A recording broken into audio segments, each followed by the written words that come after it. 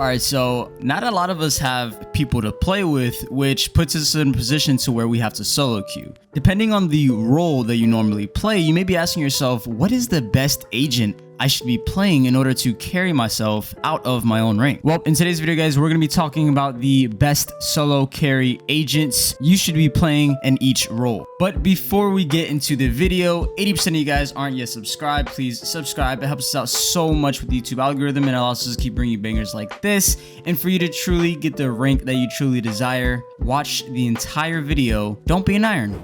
Starting things off, we're going to be jumping right into the Sentinel role. Now, you may be asking, dang, what's the best agent for the Sentinel role? Now, a lot of you may already know Chamber. Chamber's crazy ability to just completely annihilate any enemy that is trying to enter a bomb site, or his ability to just take map control because of the insane utility that he's able to use. By playing Chamber, you guys have to understand, you guys basically have the entire round in your own hands. First of all, you guys have the Headhunter. And if you guys have not yet checked out our Chamber guide, I do recommend you do so that way you guys know and learn how to play this agent to its maximum potential. But with Chamber's Headhunter, each bullet costing you 100 credits, you're able to literally change the outcome of any round, no matter if you're on a bonus round or eco round. So definitely don't sleep on this agent, especially if you have bad teammates. With this agent on attack, you're able to allow your duelists and initiators kind of initiate the engagement onto taken site, while you're able to set up your trips to cover flank, so that way you can push in with your team. And while you're pushing in with your team, guess what? You have a safe retreat back to a safe spot with your teleporting ability. So as long as you are winning your duels and trading your teammates and not being overly aggressive and kind of using your duelists in order to kind of like assist you in getting kills to further win the round, then you're gonna find yourself winning a lot more games by playing this agent compared to the other Sentinels. Now, just understand that this agent takes a lot of confidence to play. Okay, so if you are a person who is not reliant on their aim, or if you just don't aim train at all, or you just don't have any confidence in your aim, I wouldn't recommend for you playing Chamber. If you are not willing to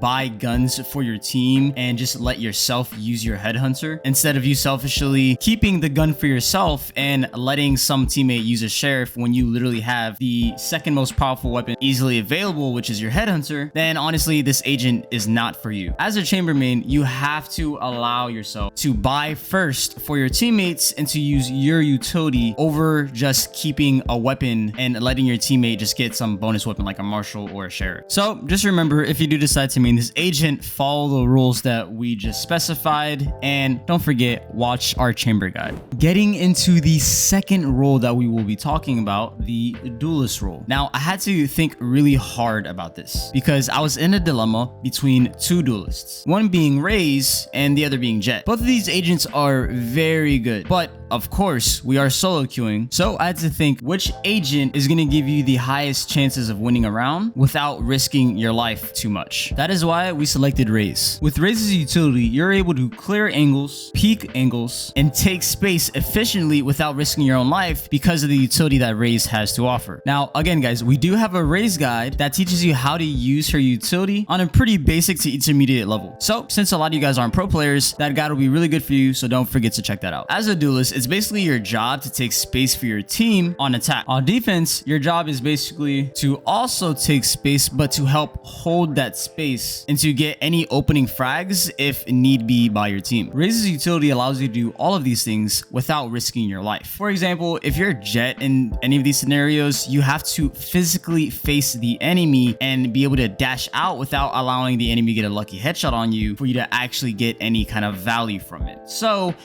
in summary, Raze is just better because you don't have to do this and you don't have to risk your life. You actually have your boombot or you have your nade, even your satchels to clear out these angles or corners, to where if you were in any other agent, you'd have to do so with your physical body. So yes, even though that you can frag out with Jett and Reyna, it's much safer and you will remain alive a lot more often if you decide to play Raze. Now, your job as Raze is to basically cause havoc and destruction. Use your utility to clear angles, block off access points, points, and to even get kills to put your team in an advantage. The number one thing that you don't want to do is hold on to your utility. There should never be a round to where at the end of the round you still have your grenade. There should never be a round to where at the end of the round you still have your boombah or even both of your satchels. As Raze, every single round there's always situations to where you will need to throw some utility. So obviously don't just waste your utility, but also don't hesitate to even use your utility. So just make sure you're using your utility. And don't forget to check out our ultimate Raze guide.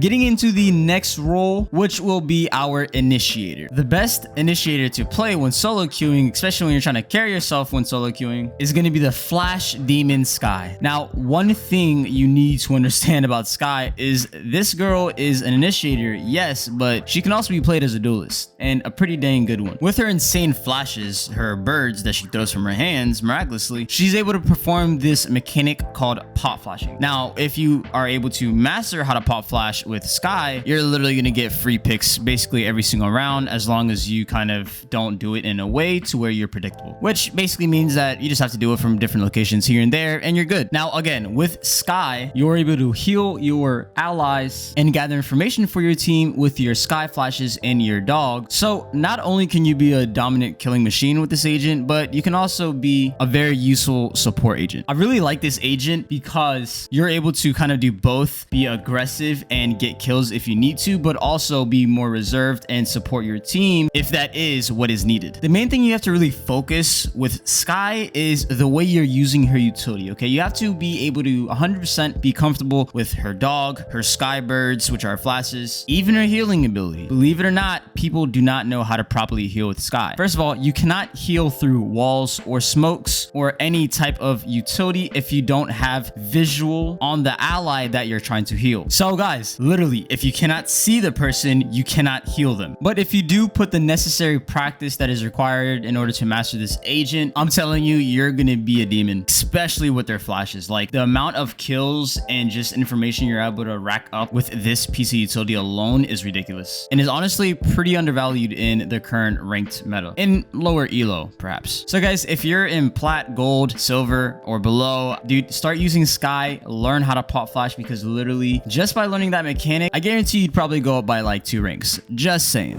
All right guys, so getting into the last and final role is the controller role, and the agent we have chosen for this role is, guys, you already know it, the almighty Brimstone. Now, the reason why we chose Brimstone is kind of, again, relating to Skye, is that with Brimstone, you have the ability to not only support your team with your utility, but to also kind of be a little more aggressive if you really want to, because of the ability of the stim beacon you have. Now, obviously, Omen can do very similar things to this, but currently, Brimstone's utility is just much better and it works a lot better with other agents. So therefore, Brimstone is definitely a pick over Omen. Now, again, guys, with this agent, ironically, we do have an ultimate Brimstone guide. So obviously check that out so that way you guys can really learn how to use Brimstone and maximize his potential in your rank games. But some of the things that you need to keep in mind as a Brimstone player is that you need to have a good ability to remain calm. The reason for this is because you kind of have to be 2 steps ahead of your opponents. You have to understand timing and when to properly time your smokes as well as your utility, because if you guys want to push in sight, your team is going to need your utility. So you need to be able to understand timing, because you need to perfectly time your smokes and what other utility you plan on using. Now, obviously, once you already place your smokes, because your smokes don't regenerate, you are completely free to assist your duelists in getting kills and taking space, because your job is basically already done, which is why I love Brimstone so much. And honestly, don't know why so many people, when they play Brimstone, just play for lineups every single time, when this is literally pretty much the wrong way to play Brimstone. And we address this in our ultimate Brimstone guide, so go ahead and check out that video. But once you guys have mastered timing and then confidence in following through with your decisions, you guys are honestly going to be a pretty good Brimstone player. So, and that is the conclusion of today's video, guys. Thank you so much for watching. I hope you guys did find this video to be helpful. If you guys did enjoy this video or found this video to be helpful in any sort of way, don't forget to share, like, comment, and subscribe. Turn post notifications on so you guys are notified for future videos like this. And if you guys have made it to the very end of this video, you guys will get your desired rank of becoming diamond and beyond. Just keep working hard, guys, and ProSense will soon be the #1 training platform to develop immortal level players, and with your hard work and help, we will be able to do just that. Road to 10K, guys. It's Buriable and Sondo. I love you. Peace out.